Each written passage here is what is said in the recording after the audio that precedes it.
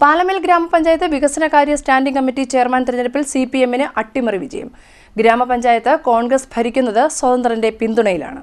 പാലമേൽ ഗ്രാമപഞ്ചായത്ത് വികസനകാര്യ standing committee chairman തെരഞ്ഞെടുപ്പിൽ സിപിഎമ്മിന് അട്ടിമറി വിജയം. ഗ്രാമപഞ്ചായത്ത് സ്റ്റാൻഡിംഗ് കമ്മിറ്റി അംഗങ്ങളുടെ തെരഞ്ഞെടുപ്പിൽ 6-ന് നടന്നിരുന്നു. കോൺഗ്രസിലെ തമ്മിലടിയും തർക്കവുമാണ് സിപിഎമ്മിന് സ്റ്റാൻഡിംഗ് കമ്മിറ്റി ചെയർമാൻ സ്ഥാനം ലഭിക്കാൻ ഇടയാക്കിയതെന്ന് രാഷ്ട്രീയ വൃത്തങ്ങൾ പറയുന്നു.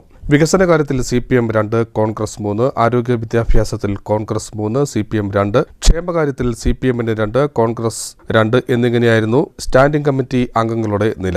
ഗ്രാമപഞ്ചായത്ത് കോൺഗ്രസ് ഭരിക്കുന്നത് സ്വതന്ത്രന്റെ പിന്തുണയിലാണ്.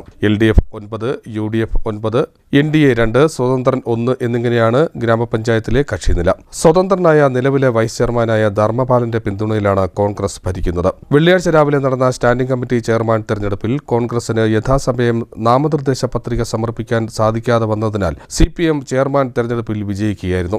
11 മണിയായിരുന്നു നാമനിർദ്ദേശ പത്രിക സമർപ്പിക്കുന്നതിനുള്ള സമയം.